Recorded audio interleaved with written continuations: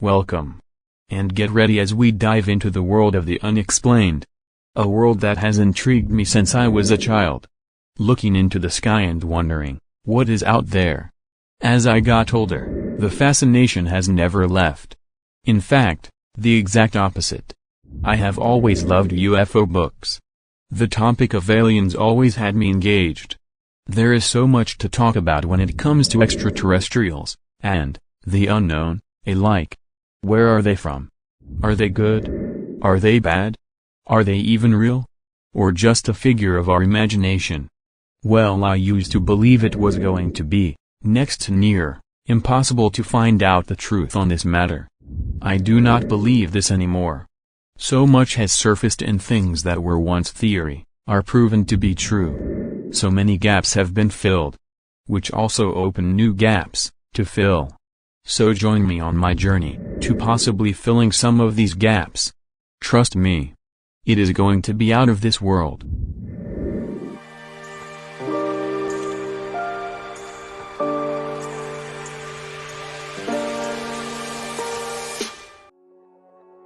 Nick Pope is a former Ministry of Defense official from the UK and perfectly positioned to answer the obvious question, which is, why didn't we see this coming? He joins us now. Nick, thanks so much for coming on. I thought Lou made a very solid point, and I'm embarrassed I hadn't thought of it before, which is this is, among other things, whatever these objects are, a potentially very grave threat to nation states. So where was the intelligence community in warning about this and learning more about it? Where were they? Well, that has to be answered, absolutely. I mean, we are under siege. It's like there's a war of nerves going on, and if this was drones belonging to a foreign adversary, there would be an absolute outcry. And yet, the situation we're in, that we don't know what these things are, and they might even be extraterrestrial, that's worse. So I agree with Luis Elizondo on this. This is a potential catastrophic failure of intelligence, and if it happened because skeptical bureaucrats were just saying to themselves, it can't be, therefore it isn't, then there must be a reckoning. So you say, and that is such a great point and nicely put, but you described it as a siege. Give our viewers who don't follow this topic closely a sense of the magnitude of data coming in about these encounters. Yeah, I mean, this is absolutely extraordinary, and every day it seems like new information drops, things that the public and the media weren't told. So, for example, former Director of National Intelligence John Ratcliffe just threw into the conversation the other day the fact that the satellite imagery of all this and some of the speeds being reported seem to blow the theory about foreign drones out of the water. We must be told what's going on here, and we should think of this upcoming report to Congress as an intelligence assessment of the phenomenon itself, and one that's long overdue. There are a lot of these. This is not like, you know, some drunk guy on a rural road in northern New Hampshire saw something weird. This is the U.S. military regularly, very often, reporting these objects. Yes, absolutely. It's pilots, it's radar operators, it's satellite data, it's measurement and signature intelligence. There's such a lot of information now, so much that the US Navy has instructions for its pilots on what to do if they encounter these things.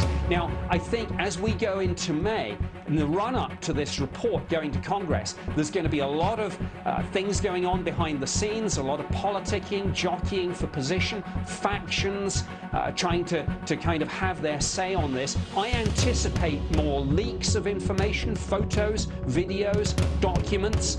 There's a lot more to come here. They spotted a UFO while they were traveling in Arizona. 50-year-old Christian Noel and 49-year-old Kelly Dees filmed the black object floating through the sky, which they followed for more than 100 miles. The couple are UFO believers and said they first saw it at 7:15 a.m. while driving through a town in Arizona. In the background of the video, you can hear the couple saying, "That little black spot, it's not moved for an hour." The two rejected suggestions that it could be a blimp or an aircraft of some sorts.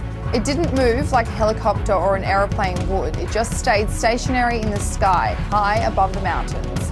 It was too far away, too high up and too large to be a drone. It was probably the size of a truck up in the sky. Noel said it's not uncommon for there to be UFO sightings in Arizona or Nevada. Thousands of people in a 2-month period said they spotted a UFO in between Nevada to Phoenix. Just last month, UFO believers were worked up after a pilot flying from Dallas to Phoenix claimed that an unidentified object had been floating above the plane, which many people believe to be a UFO.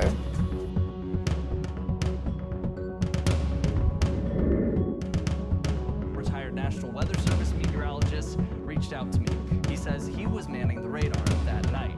Now Jack Bushong says he's more comfortable speaking about the events after the Department of Defense declassified a series of videos which the Pentagon says portray unidentified aerial phenomena. That cold night in early March, he received a call from Ottawa County Dispatch. After fielding over 60 reports of strange lights in the sky, the dispatcher wanted to know if Bushong could see anything on the weather radar. It turns out he could. He saw several objects moving in what he described as a geometric pattern. While I was watching it, it just stopped and started hovering for a while. And then it shot up about 5,000 feet and 10,000 feet. I was getting it, and then just straight up. At this point, the police officer was saying that he was seeing the same thing with that same object, and as I was trying to describe where the objects were, they were just moving. They were just moving so fast, and two more started coming into play there that I really had little time to actually describe where they were before they moved and jumped again. If you want to hear more of Bushong's accounts from that night, head on over to this story on the homepage of WWMT.com right now. There we break down a little more behind the radar observation.